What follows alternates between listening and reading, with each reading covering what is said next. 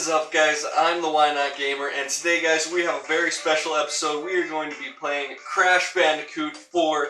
It's about time. I'm super excited. I love Crash. As you can see, this is one of my oldest stuffed animals I ever was given, probably since I was 3 or 4 years old. And I am super excited to be playing this game. We're going to show off just a little gameplay, maybe the first level, and kind of compare it to how the old ones used to play. We'll give a little talking about it. Maybe I'll teach you guys a little bit about Crash if you don't know. But let's get right into it.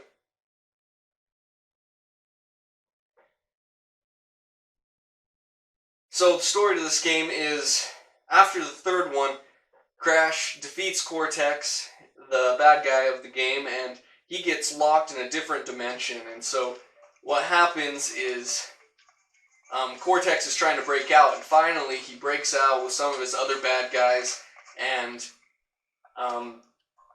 they get free and they distort all the dimensions. So pretty much throughout the game you're going through different timelines, as you can see me walking through them, and you are trying to fix the world so that these dimensions aren't split apart anymore. And so yeah, that's pretty much the basics of the game. Here's the first level, guys. A cool thing about this game is you can actually get different kinds of skins. As you can see, I'm what they call Marsupus erectus. So like an old school caveman version of Crash. This is the basic version. Then you can also go and choose the classic version, kind of like my guy here, which is very fun to play with because that's what I was used to, that's what I grew up with. But we're going to go to the default one, and then we're going to do the first level, show you guys it.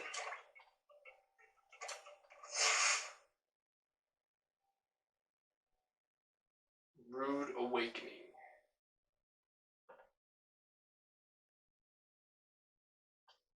So if you don't know, a little bit about Crash is he was created by the evil scientist of this game, the bad guy.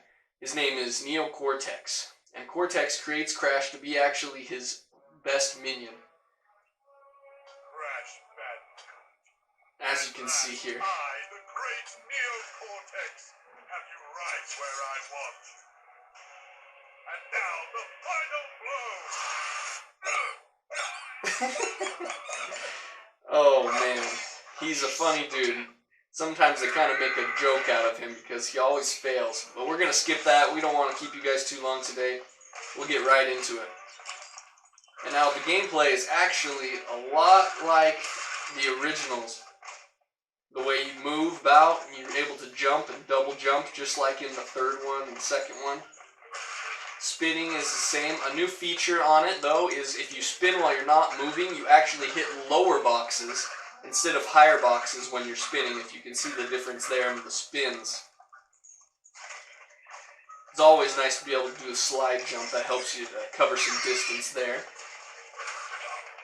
Another cool thing that's different from the old ones is the mask flies around you instead of just floating to the side of you. Aku Aku is actually floating to the side of you while you're playing.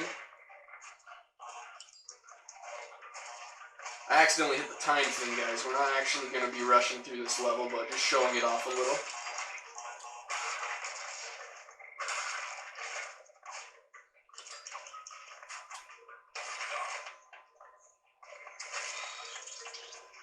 Very beautiful though, and it plays very well, more suited to the old games instead of, it went away from how they were making them in the newer ones, which was a totally different style than in the old games.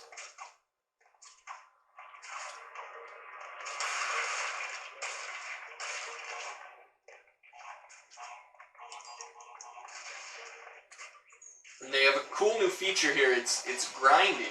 So you're able to grind, kind of, if you've ever played one of the Sonic Adventure games, they have grinding on there as well, where you grind on these kind of things. And here I got the mask now of invulnerable, that meaning I can't get hurt while Aku Aku is on my face. Which will be really handy right here, so I can just run through this guy.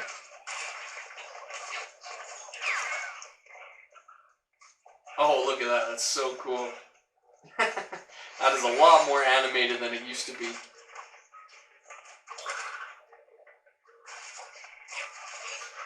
a new feature they also have on this new game is the gems are done a little differently. On old Crashes, the only way to get all the gems is to collect all the boxes.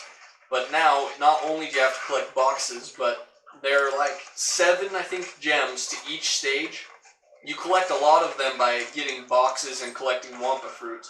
But the other gems are collected by, one is you have to complete the level without dying more than 3 times.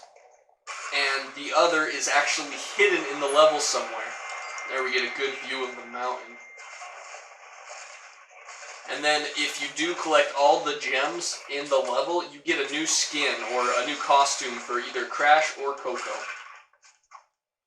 Another feature to this game I didn't mention is you can be Coco just as much as you can be Crash. You can switch between them at any time. And another cool thing about this game is you also get to be different kinds of characters.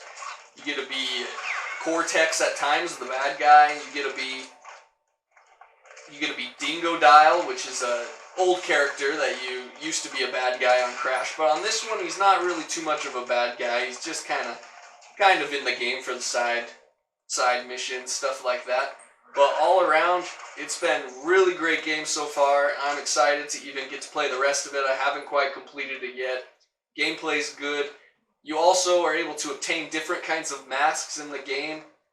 I'm actually not a huge fan of the different kinds of masks. They make the levels kind of harder, and sometimes they're a little ridiculous, but at the same time, it's kind of a new addition. You gotta update it, you gotta change stuff up, so I think they did a really well job on this one.